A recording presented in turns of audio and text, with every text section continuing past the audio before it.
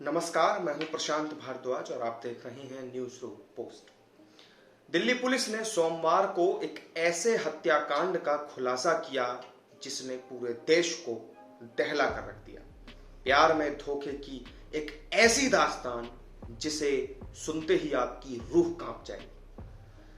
18 मई यानी कि आज से 6 महीने पहले लिव इन पार्टनर आफ्ताब ने अपनी 26 साल की प्रेमिका श्रद्धा की बेरहमी से हत्या कर दी। उसके शव को पहले आरी से काटा, फिर नया फ्रिज लेकर आया ताकि शव के टुकड़ों को उसमें रख सके। 18 दिनों तक रोज रात को 2 बजे उठता था और शव के टुकड़े जंगल में फेंक कर आता था। लाश की बदबू को दबाने के लिए कमरे में अगरबत्ती सुलगाता था। पुलिस ने आफ्ताब को शनिवार को गिरफ्तार किया, जिसके बाद उसने श्रद्धा की हत्या की सनसनीखेज कहानी सुनाई। इधर कोर्ट ने आफ्ताब को 5 दिन की पुलिस कस्टडी में भेज दिया।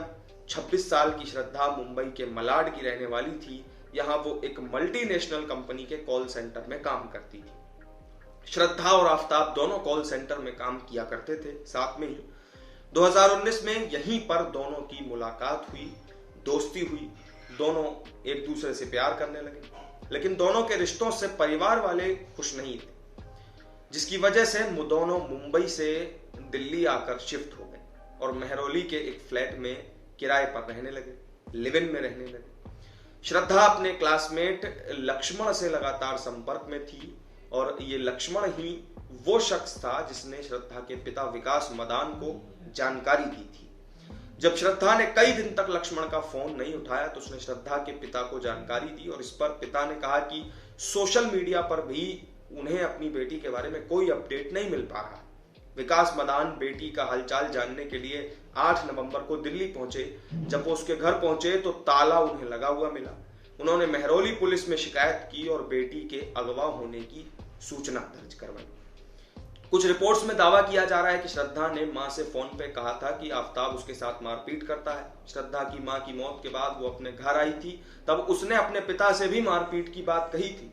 साउथ दिल्ली के एडिशनल डीसीपी अंकित चौहान ने बताया कि 18 मई को झगड़े के बाद आफ्ताब ने श्रद्धा की गला दबाकर हत्या कर दी। इसके बाद उसने उसकी बॉडी के 35 टुकड़े किए और उन्हें ले जाकर फ्रिज में रख दिया। पुलिस ने बताया कि वो हर रोज रात को 2 बजे घर से निकलता था और इन टुकड़ों को दिल्ली के अलग अलग इलाकों में ठिकाने लगा देता था।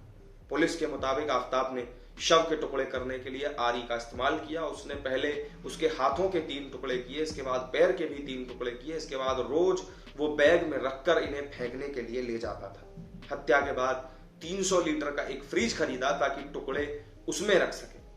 अगरबत्ती जलाता था ताकि बदबू को दबाया जा सके। पिता की शिकायत पर पुलिस ने आफ्ताब को शनिवार को धर दबोचा। पूछताछ की तो पूछताछ में उसने बताया कि दोनों के बीच अक्सर झगड़ा होता रहता था।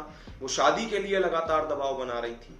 आफ्ताब के कई दूसरी लड़कियों से भी अफेयर्स थे और श्रद्धा को उस पर शक भी हो गया था।